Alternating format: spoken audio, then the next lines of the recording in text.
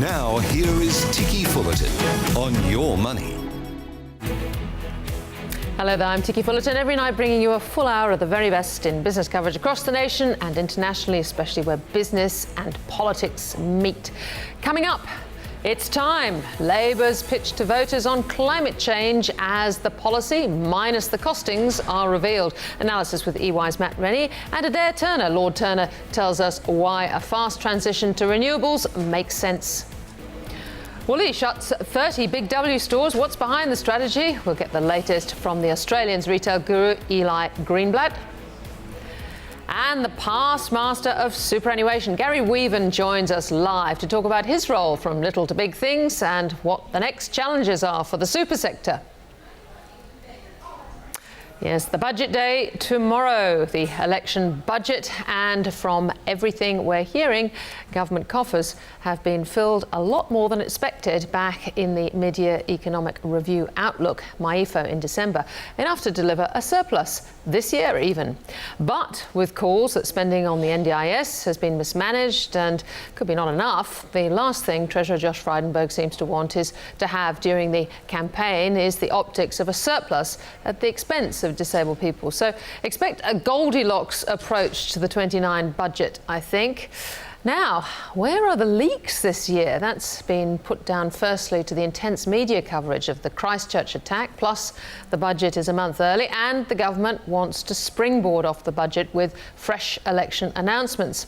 Labor had its own ideas today. It decided today was the perfect time to release its long-awaited climate change action plan, promised to deliver a 50% renewable energy target by 2030, a safeguards mechanism forcing around 250 of the big polluters to cap emissions. Farming is exempt. 50% of new cars will be electric vehicles by 2030, and Labor will not be using the Kyoto carryover credits to reach its target, a point Bill Shorten wanted to make the most of today. Only Ukraine and the Australian Liberal Party are interested in using Kyoto credits. We want to be fair dinkum about climate change, not dragging the anchor and putting off the hard issues for another generation. Yes, we'll notice the use of fair dinkum there. First it was the Prime Minister Scott Morrison's fair dinkum power, then it was software billionaire Mike Cannon-Brookes who took it. He'll be campaigning for 100% renewable power and renewable exports by 2034. Coming up on the show, Adair Turner. Now, Lord Turner is the chair of the Energy Transition Commission, a global coalition of industry investors and NGOs, and he's one of the big champions of a fast transition globally to renewables.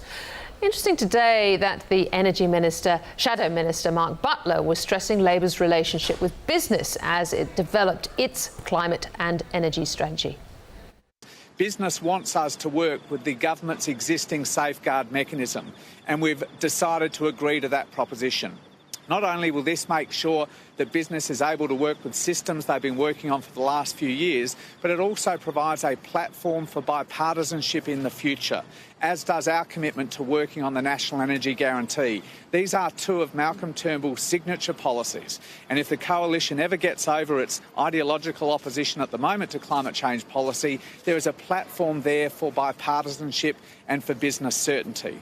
We've also listened to a range of business calls to improve the safeguards mechanism, to open up access to international carbon markets that allow business to trade in those markets in the same way they trade in every other international market.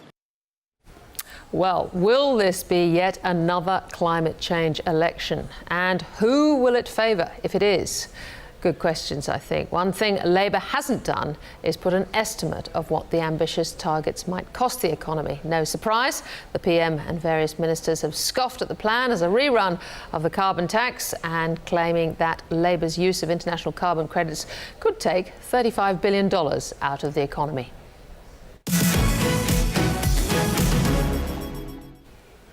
Well, let's get some analysis on this policy now. I spoke with EY's Power and Utilities leader, Matt Rennie, a little earlier.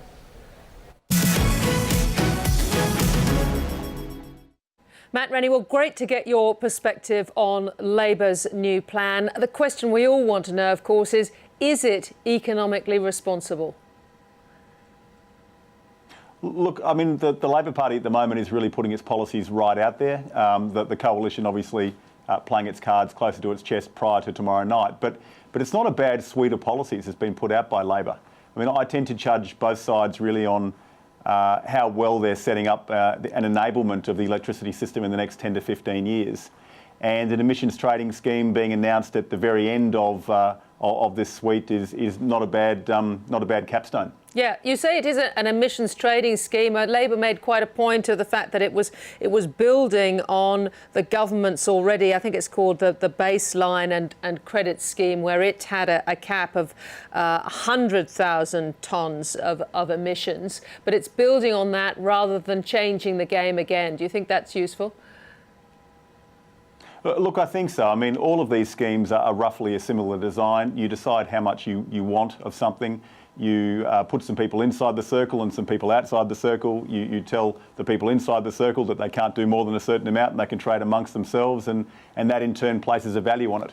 I don't think this is a particularly different scheme to many of the others that have been put forward. But what I do think is different over the last 10 years is the overall environment has now changed for renewable energy and a lot of the new energy solutions. And that makes this a different conversation, I think, than we had in the period 2005 to 2010. So would you say that this policy initiative is now credible as opposed to 8 or 9 years ago, where this would have been much more damaging to the economy because of, well, the cost of renewables has come down, all sorts of things have changed?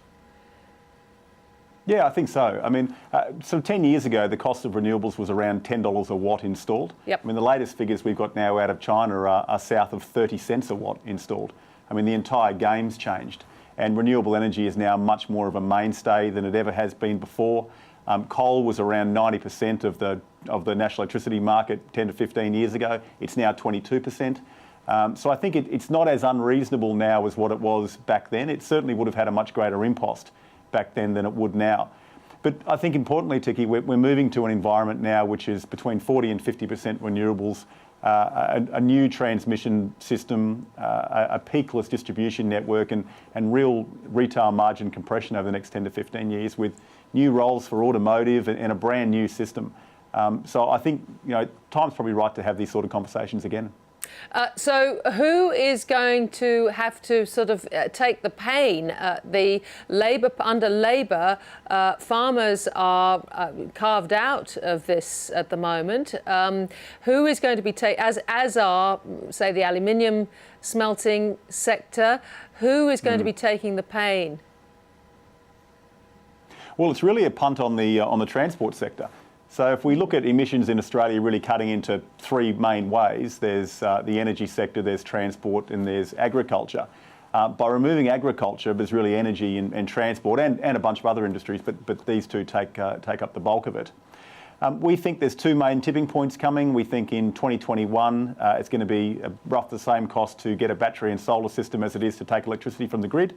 And we think in 2023 to 2025, electric vehicles will reach parity with combustion engines. So this particular policy really, it bets on the fact that energy will continue to pull its weight, and then transport will make a much greater contribution through the tax deductions that are available for people to change their fleet over, but also just the economics of combustion being the same price as electric vehicles post-2025, and people will start making different choices. So once again, this idea Bill Shorten's talking about half new cars by 2030 being EVs. Yeah, I guess I think people need time to change their vehicles over. I'd prefer something like 2035, but I think what we're going to see in the next 10 years is a whole new role for automotive industries in the electricity game. Already now in Germany, we're seeing many of the larger European automobile companies are now offering retail contracts at the same time that they sell an electric vehicle and a charging station and in-home energy management. So we really are entering a brave new world, and I think one of the things that we should look for in the policies of both sides is the enablement that they put in place around helping these new ideas and new industries come to the fore. Yeah, I suppose what is really interesting, you're talking about perhaps how we should look at this differently now to, say, 10 years ago.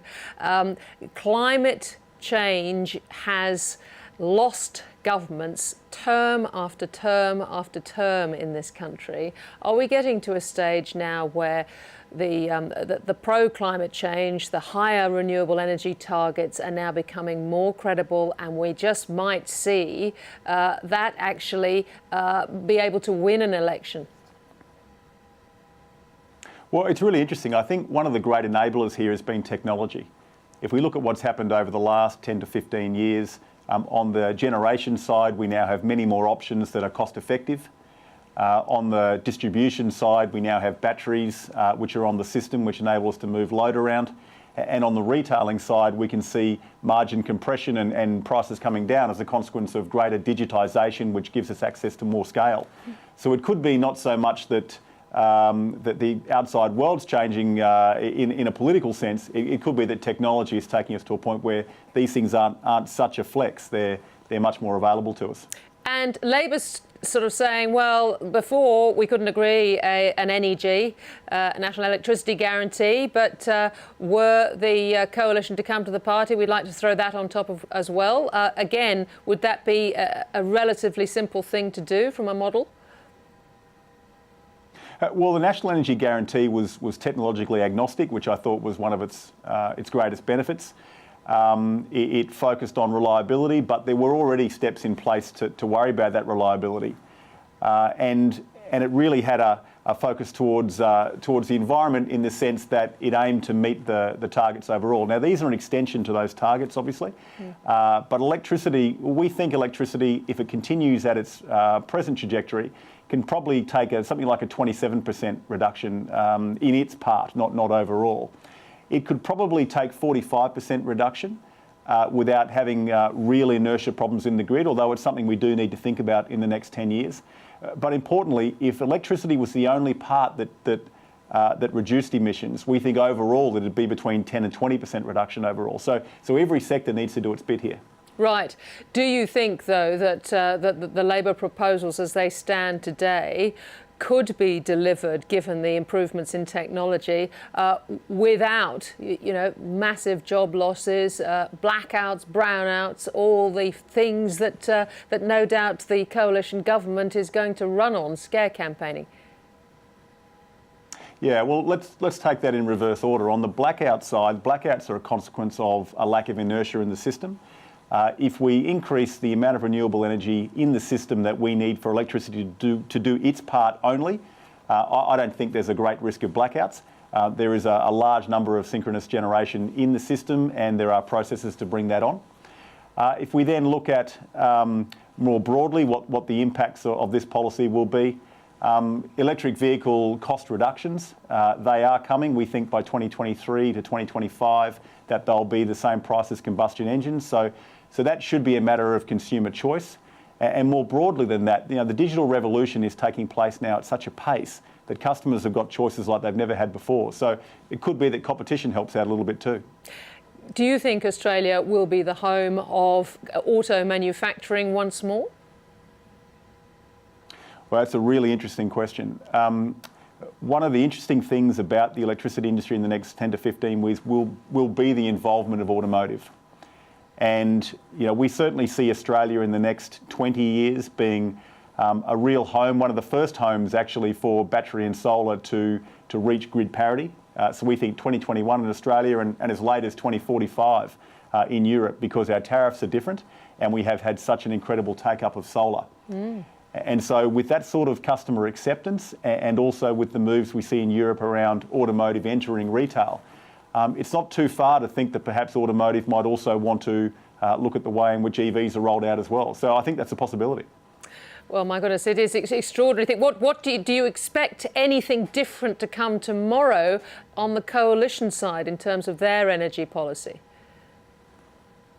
Well, I'm not too sure, but I can say what I would like to see, and that's more focus on transmission and more focus on enabling some of the changes in the distribution system that we need over the next 10 years as we move towards a peakless network.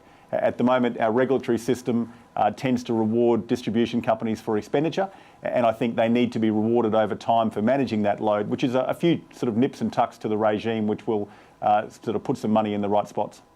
Matt Rennie, so interesting to talk. Thank you very much. Thanks, Ticky. After the break, the growing power of superannuation. Former chair of IFM Investors Garry Weaven reflects next. You're watching Ticky on Your Money. Now, back to Ticky. Yes, welcome back. Well, I don't know anyone who would have quite the insight into the rise of super than Garry Weaven, from his role as Deputy Secretary of the ACTU in the 80s when compulsory super was created, to starting his own business offering investment fund services that later became IFM Investors, which he chaired for many years. He stepped down in the year that industry super surpassed retail super in funds under management, and later came through the Royal Commission with the reputation strongly intact. Quite an innings. So what are the next challenges for super? Garry Weaven joins me now.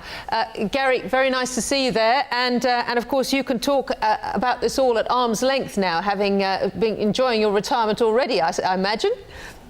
Yes, short arm's length, but that's so. Short arm's length. Take me back to the 80s, because it was such an extraordinary deal that was done that gave birth to this whole sector. Yes, well, it was very controversial, you know, the industrial campaign at that time.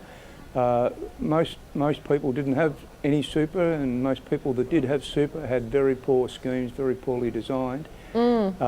And so it was quite controversial. You know, there was a lot of angst in the business community about it, and a lot of opposition from the coalition, which more or less continued up to this day, unfortunately. Well, you wrote in that great opinion piece in the AFR the other day that, quote, the industry fund sector in particular has totally disrupted the financial establishment of this country. Do you think that was Paul Keating's aim? I don't think that was anyone's particular aim to be a disruptor. I think the aim of the ACTU was certainly to get ordinary working people access to some super. And that was, of course, many years before the compulsory legislation was introduced. That came into force in 1992. I beg your pardon, you're quite right, actually. Incredible story coming out of the Royal Commission, Garry. The story of super, particularly industry super, particularly around performance and fees. What do you think you got right?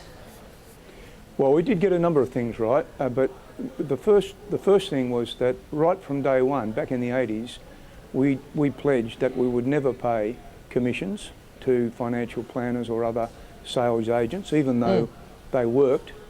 We knew that they would, first of all, they're a cost on workers' retirement, and secondly, they're inevitably a corrupting influence.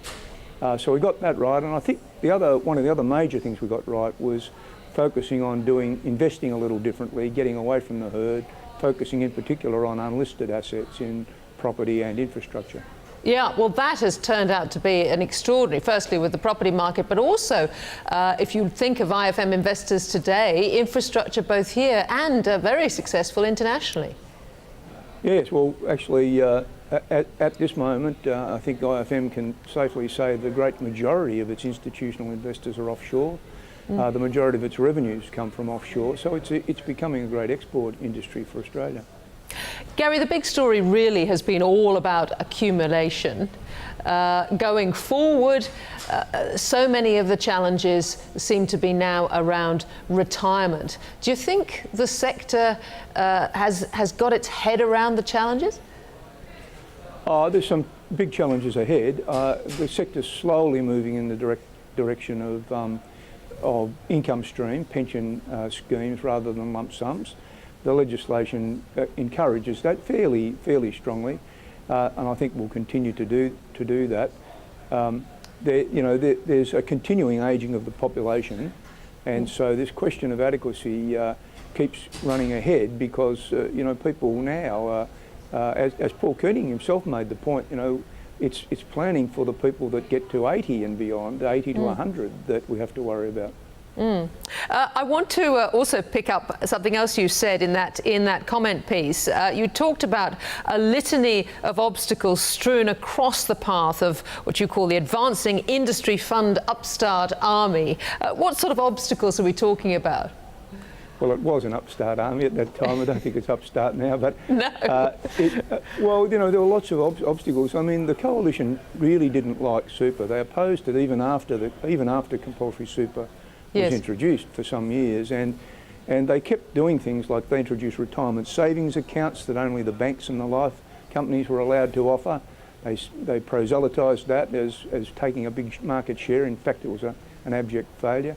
They introduced the self-managed sector, which took a big chunk out. I think that's going to prove to be not a social success, even though a lot of people will like it, of course.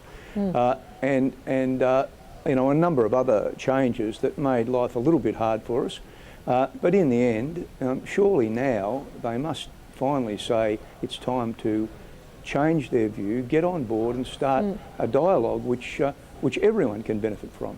What do you think of the criticisms that, you know, industry super still remains a bit of a political beast, and that indeed these Labor policies in this election around, say, negative gearing and franking credits will likely funnel money into industry super, whether it's out of property or self-managed super?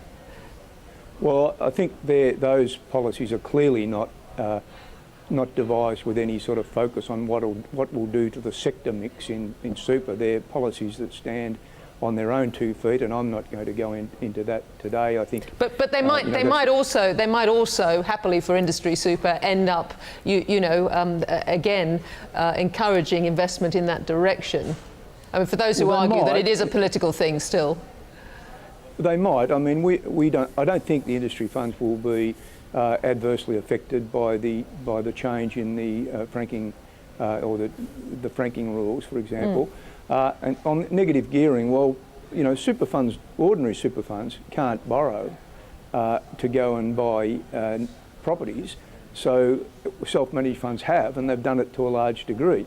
So of course, if you restrict that, then you're restricting self-managed funds in that way, and that might, as a collateral effect, have some additional impact. But, you know, already the money is flowing very strongly away from all sectors into the industry fund sector, simply on the performance. Okay, and you know, one could add to that and say, look, the other thing that might be happening as industry funds and super generally has so much money to invest with, they're heading for the private sector. Some of our listed companies may not be able to be run with all these continuous disclosure as well as long-term thinking leaders could run them. Equally, if they come off the boards into the private sector, what we're really doing is, if you like, institutionalising investment. We're taking it away from the individual. Same with negative gearing. Things are coming away from the individual. It's becoming institutionalised. I think there'll always be a healthy share market because there are a lot of people that need liquidity. Everyone needs some liquidity, and share markets provide liquidity to everyone, even to super funds. It's just that the super funds, particularly industry funds, don't need that liquidity as much. And therefore, why pay for it? That's the real question, because the liquidity comes at a cost. It comes at a cost in return and intermediation and all the regulation around it.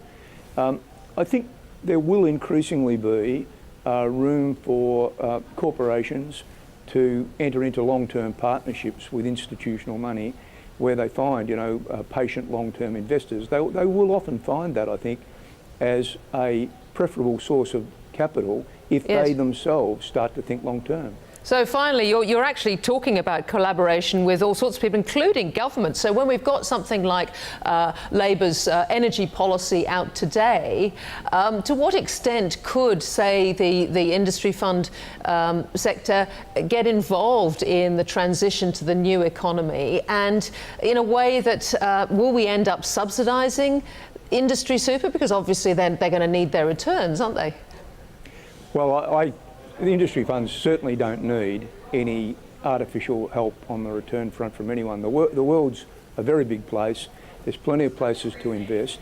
But when you just look at the sheer size of the industry as it grows into the 2030s, 6 trillion and beyond, the amount of money that has to be invested each year, it would be really, really good if we could build greater consensus about a greater proportion of that being facilitating our own infrastructure needs, our own long-term economic needs, including that of the private sector. I totally agree with you. We should have had another half an hour, Gary. You've got to come back. Thank you so much for joining me. It's my pleasure. Gary Weaven there. After the break, we'll get across what to expect from tomorrow's 2019 federal budget with Your Money's Leo Shanahan. This is Ticky on Your Money, covering the big business stories.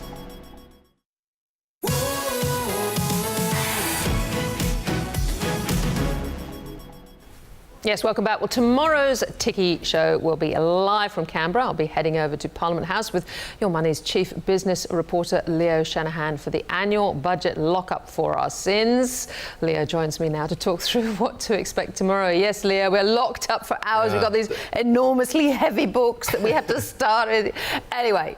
Look, let the pageantry begin. Bore people with that, but what are we expecting? What are we expecting? Well, I think we got a taste of it over the weekend a bit, didn't we? This drop to the tabloids on direct payments for welfare recipients and pensioners, $75 for individuals, and on energy. So I think those are the two key areas. The government can combine concerns about energy prices and that it's the best party to handle that and give out some money with that, as it's obviously doing.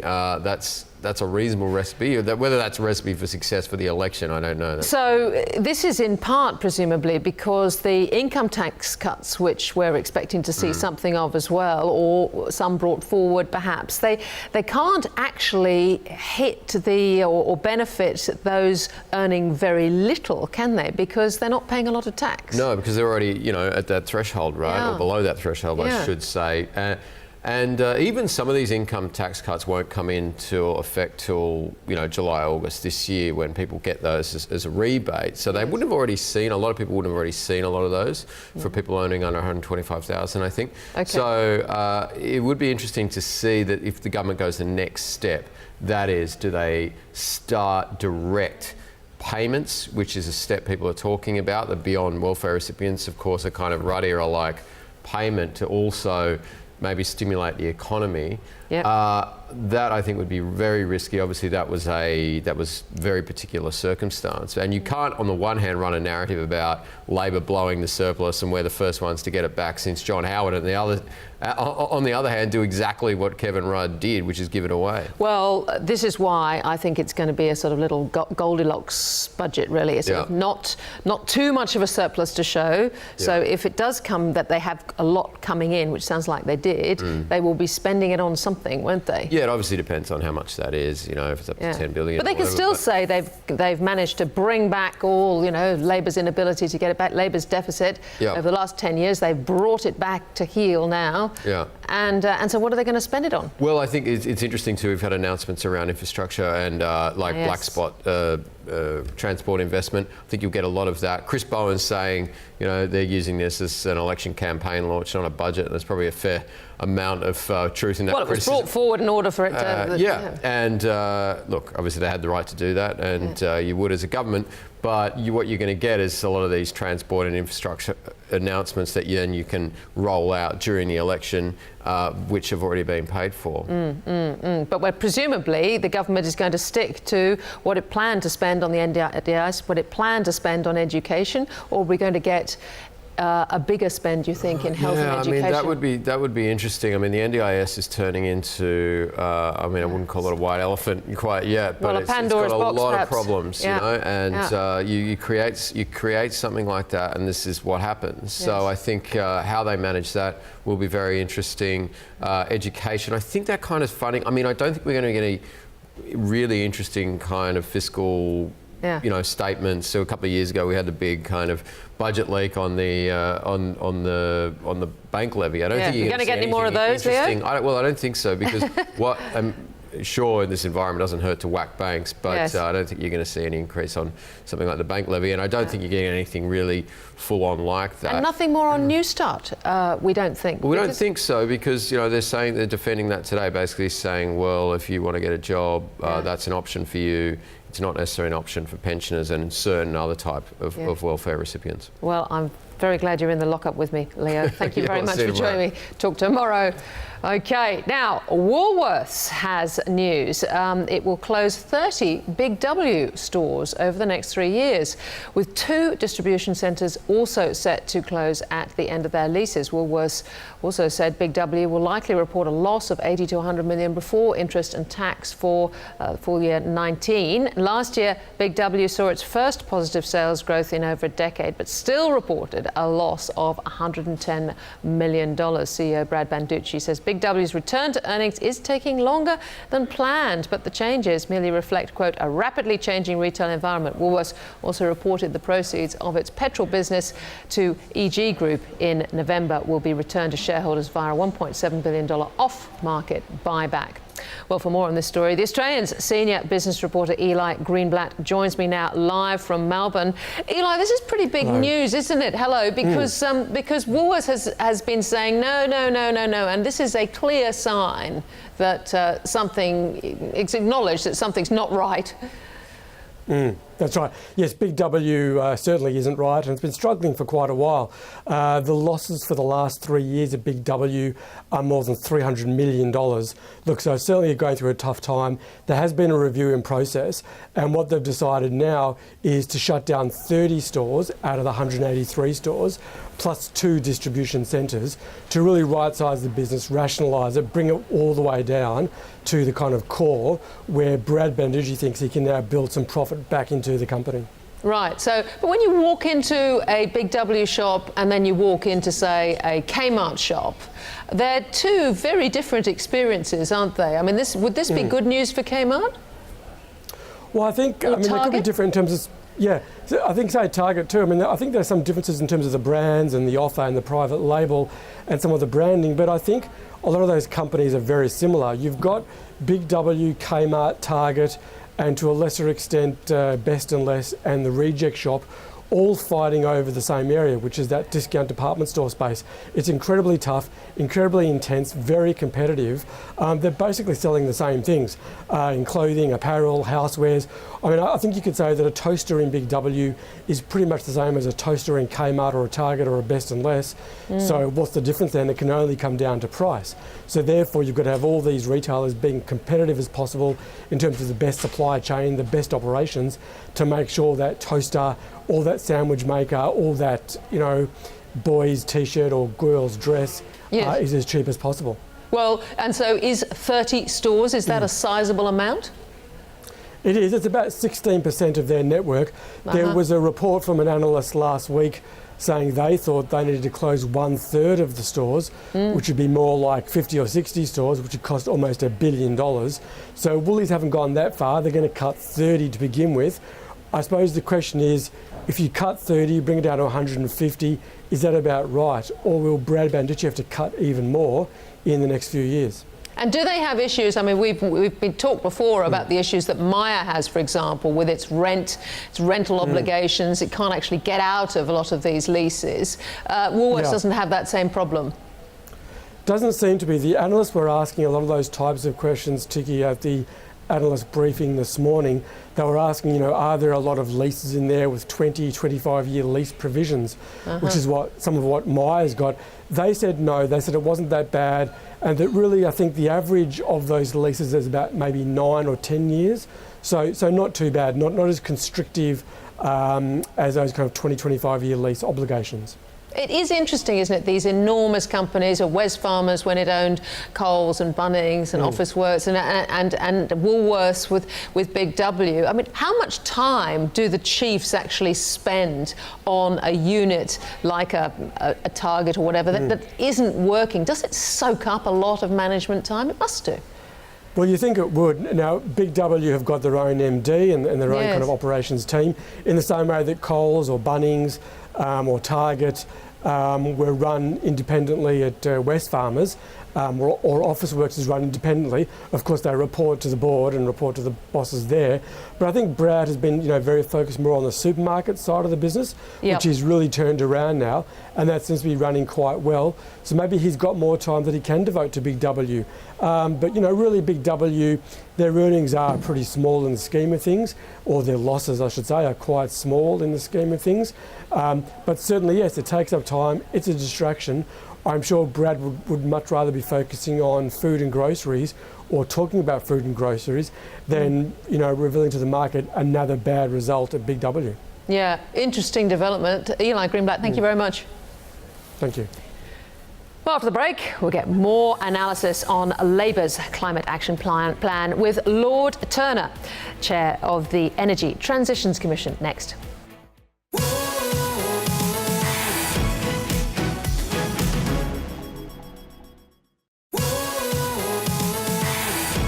Now, back to Ticky.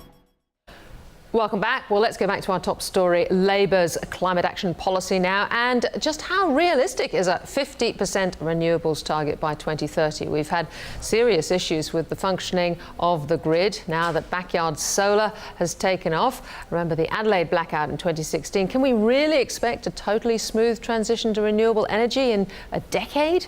Well, Lord Turner is chair of the Energy Transitions Commission. Adair Turner says probably not, but he has high hopes that the ambitious target can still be achieved. Adair Turner was in Melbourne today for the Creative Innovation 2019 Summit. I spoke to him on the sidelines.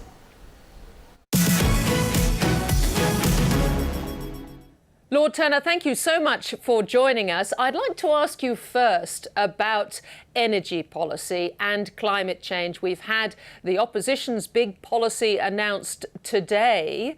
You are very strong on what we can achieve both in Australia and globally. Where do you sit?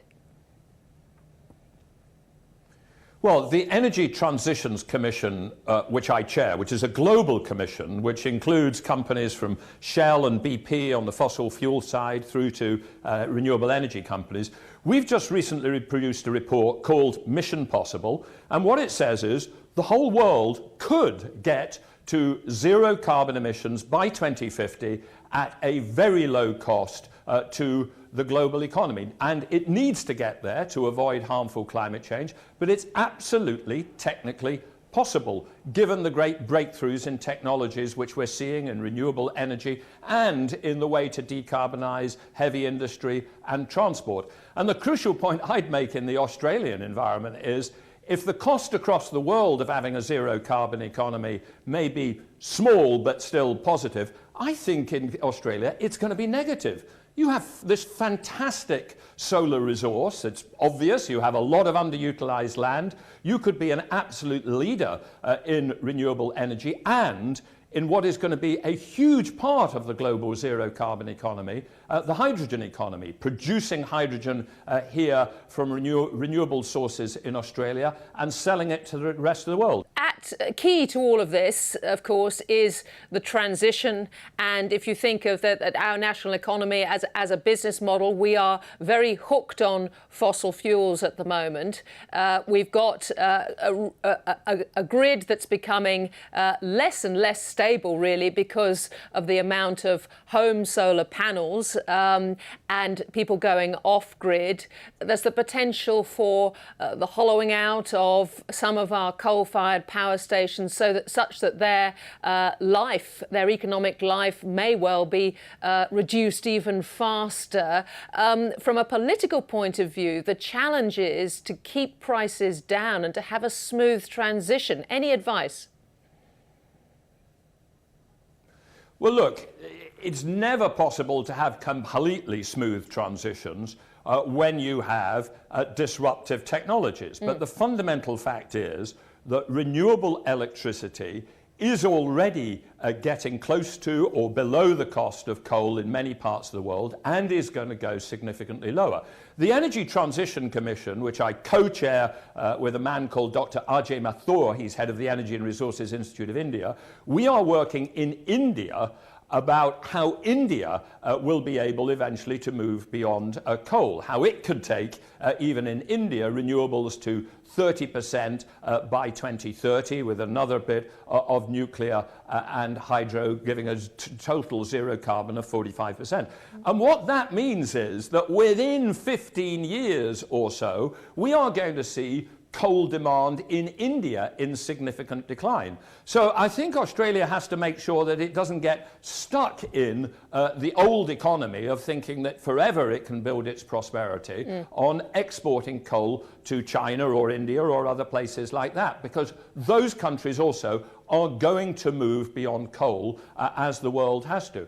As for coal-fired power stations, I think what we'll end up going through a process is many of them will close before the end of their physically possible life. They may go through a stage where they are used as backup or peaking plant, only running, say, 20% of the year when they are needed to balance the renewable system before the batteries come so cheap that the renewable system can balance itself. Yes. So there will be a transition for coal-fired power stations, but to be blunt, the way forward is that some of them will close before end of useful life. I mean, we see that in retailing. Retailers have to close because the online grows. Disruptive technologies are part of the creative process of a free market. Yes, but that's a bleak picture for those businesses who are listed, who've got coal-fired power stations.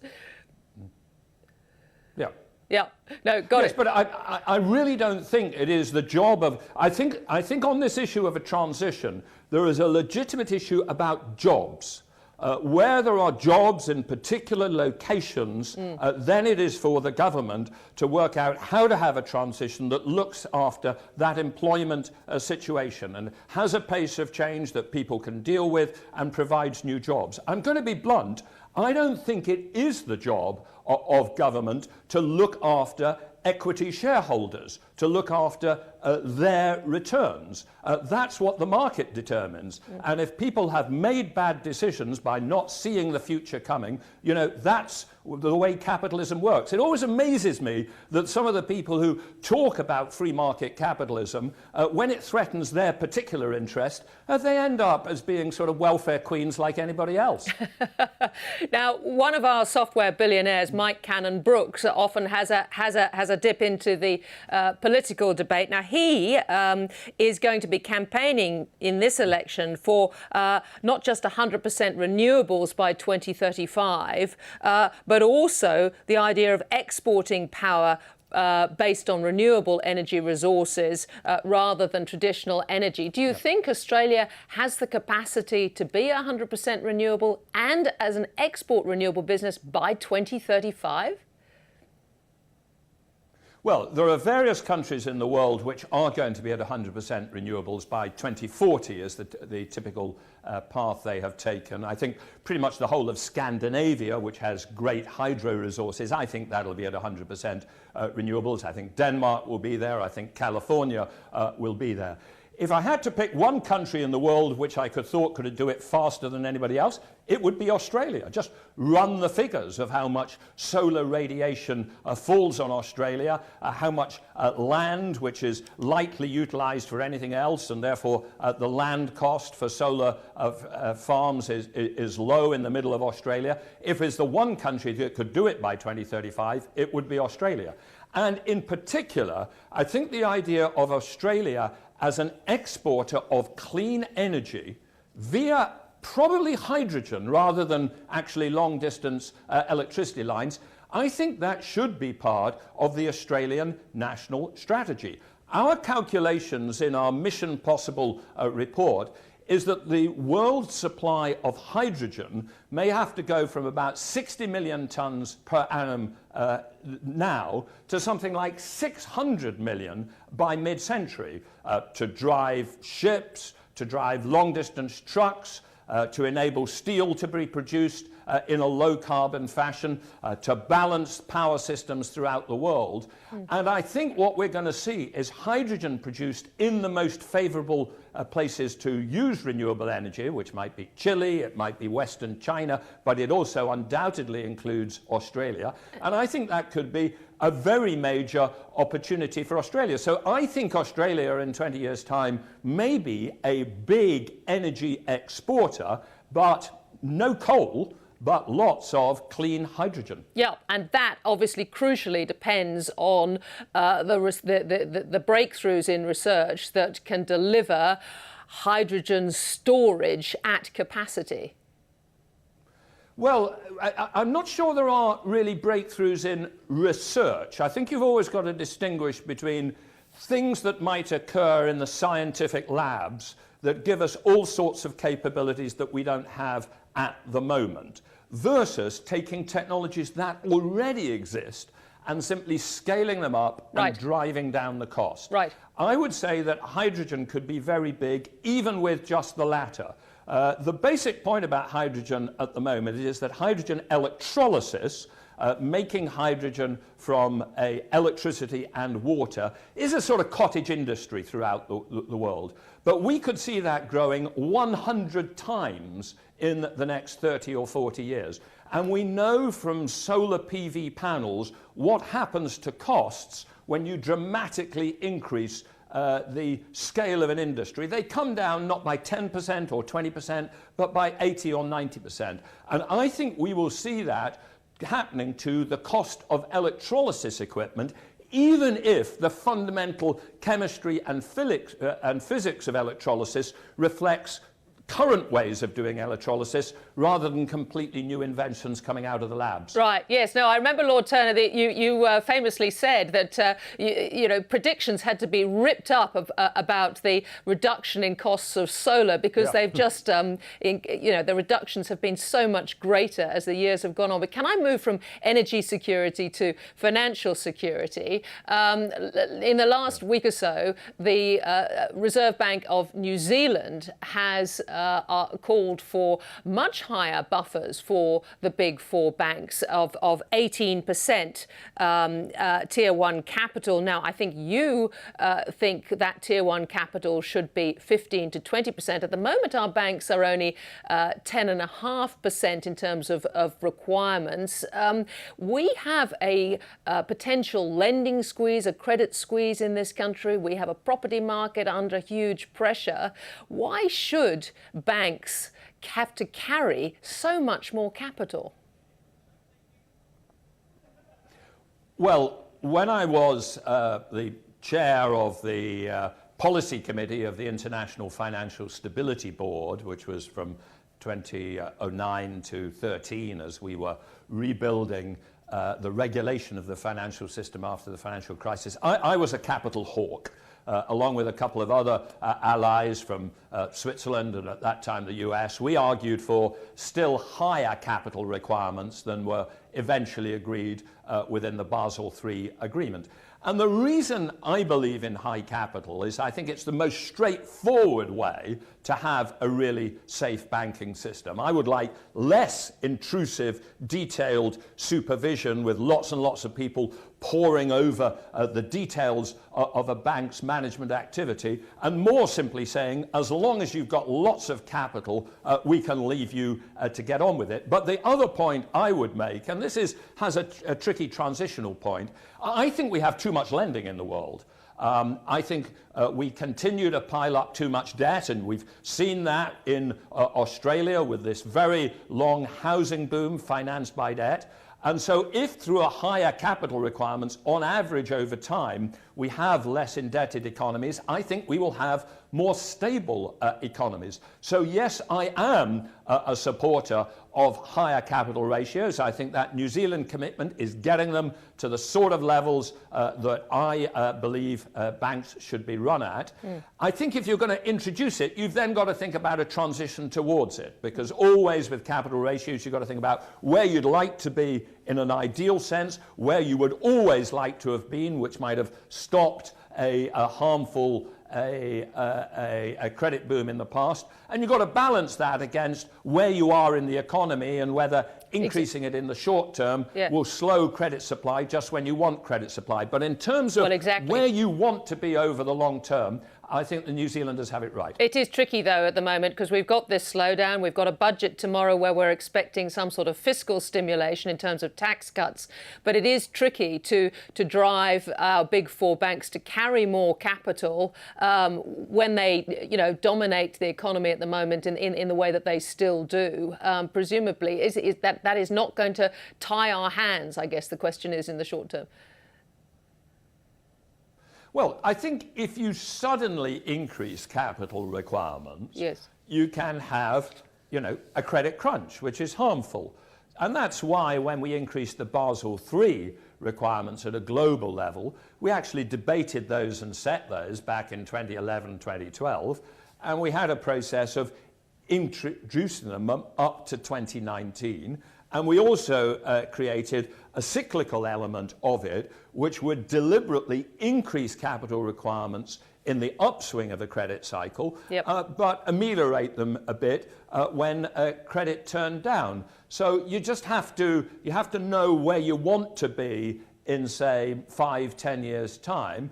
And then you have to have an overt process and a set of powers given to the Reserve Bank to manage it, to make sure that you get there in a sensible fashion. So do I think capital ratios across the world should be higher? Yes. Would I increase them immediately and significantly in Australia in the middle of a property downturn? No, I wouldn't. But that's sensible policy has to balance those factors. Right. So good to get your insights. Thank you very much, sir.